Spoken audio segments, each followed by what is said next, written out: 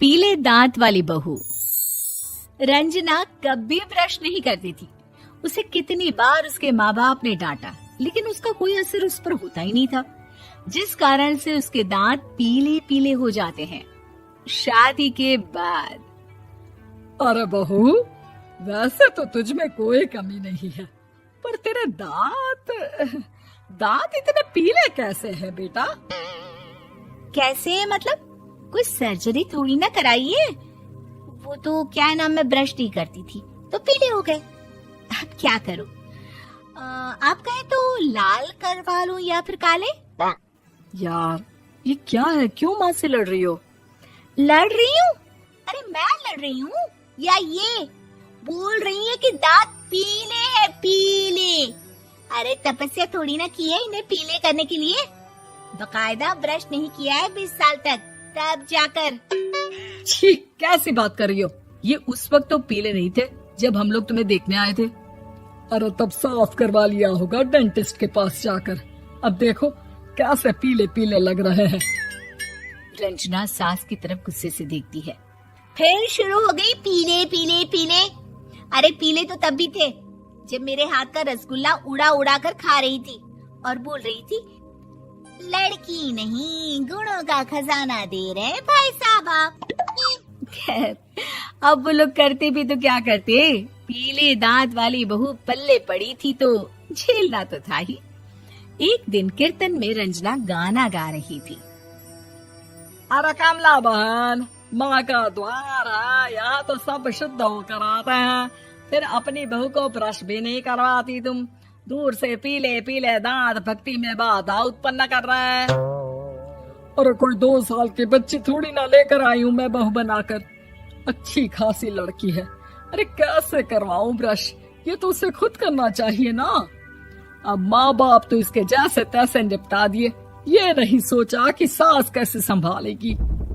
सास बहू को लेकर घर आ जाती है, लेकिन सोच लेती है कि अब इसे लेकर कहीं नहीं जाएगी। अगले रोज बहू कहती है, अरे क्या हो गया, मंदिर नहीं जाना क्या? कीर्तन का वक्त हो रहा है। मेरी मधुर वाणी से कान्हा जी जागते हैं और सोते हैं। आप तो जानती है ना उनकी भक्ति में कितना मन लगता है मेरा। वो क्या है ना, तबीयत ठीक नहीं लग रही है मेरी, आराम करूंगी मैं। तबीयत ठीक नहीं लग रही? अभी तो मिथुन के गाने पर नाच रही थी आप, और अब बोल रही है कि तबीयत ठीक नहीं लग रही। अरे भक्ति में मन लगा लो सासू माँ, ऊपर जाना है, क्या मुंह दिखाओगी आप? हाँ? सास को बहू की बात पर गुस्सा आ जाता है। मैं क्या मुंह दिखाऊंगी, इसकी चिंता तो ना कर, समझी? अपने मुंह की चिंता कर, जो ये पीले पीले दांत लेकर हर जगह पहुंच जाती है। पता है लोग कितना मजाक बनाते हैं। ना जी ना, मैं नहीं जाना कहीं तेरे साथ। तो ये बात है।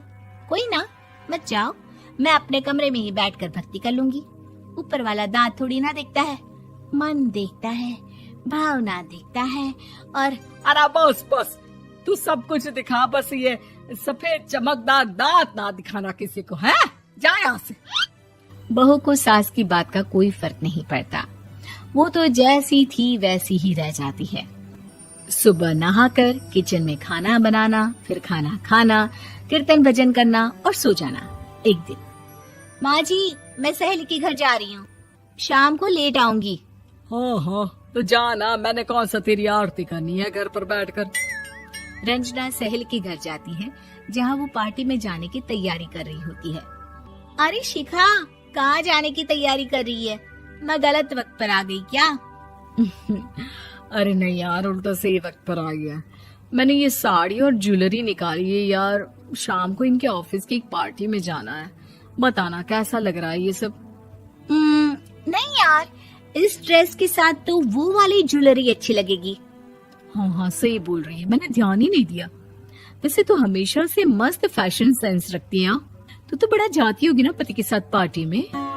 रंजना कुछ नहीं बोलती, बस सोचती है कि यार काश ये बात सही हो जाती, पर मैं क्यों नहीं जाती पार्टी में? क्या इन लोगों की कोई पार्टी होती नहीं होगी? रंजना घर आती है और रात में पति से सवाल करती है, एक बात बताइए, आप मुझे किसी पार्टी में क्यों नहीं ले जाते? क्या आपके यहाँ ऑफिस में पार्टी नहीं होती?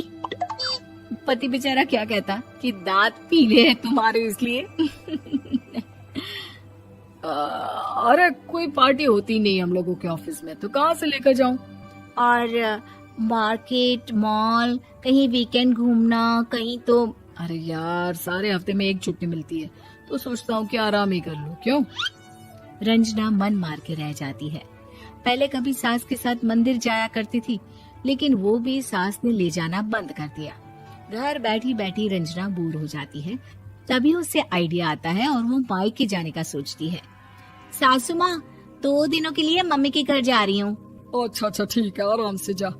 और हाँ, माँ से कुछ अच्छी आदत सीख कर आना कि कैसे शरीर के हर भाग की तरह दांतों की सफाई भी जरूरी होती है, समझी? शुरू हो गई ना आप। वो लोग आपकी तरह नहीं है कि छोटी छोटी बात का बतंगड़ बना दे। उन लोगों के लिए मैं मायने रखती हूँ, ना कि मेरे पीले पीले दांत। रंजना माँ को बिना बताए उन लोगों को सरप्राइज देती है, लेकिन जैसे ही वो दरवाजे पर पहुंचती है, अंदर देखती है कि घर वाले कहीं जा रहे होते हैं। अब माँ, काश रंजना दीदी के दांतों वाली प्रॉब्लम नहीं होती, तो वो भी हम लोगों के साथ चलती ना बुआ जी की बेटी की शादी में। हाँ बेटा, लेकिन अब उसे कौन समझाए कि उसको उसके पीले दांत नहीं दिखते, लेकिन उसके आसपास के लोगों को कितना एम्बैरेसिंग फील कराते हैं। मुझे तो कितनी बार उसके स्कूल की टीचर ने शिकायत की कि उसके साथ कोई लड़की बैठना भी नहीं चाहती, और ना ही कॉलेज में कोई उससे बात करना चाहता था। लेकिन पता नहीं क्यों उसे ये बात समझ में ही नहीं आती। कोई कमी नहीं है उस लड़की में, बस यही कि दांत पीले हैं। वो तो भला हो जीजा जी और उनकी माँ का, जो दीदी को जैसी है वैसे ही रखा हुआ है। रंजना को अपने घर वालों की बात सुनकर बहुत दुख होता है। वो सोचती है कि वो क्या करे, लेकिन फिर वो सीधा डेंटिस्ट के पास जाती है, अपने दांत चमकाती है और कसम खाती है कि वो रोज ब्रश करेगी। अरे क्या हो गया? तुम तो 2 दिनों के लिए गई थी ना, पर कोई ना, अच्छा है, चलो आ गई तो। रंजना सास के सामने आकर खड़ी हो जाती है और पूरी स्माइल करती है, उसके चमकदार दांतों को दिखाती हुई। हैं? चले मंदिर। माँ, मुझे माफ कर दीजिए, मैंने आप लोगों को बहुत एम्बैरेसिंग फील करवाया। मैं आज से रोज ब्रश करूंगी।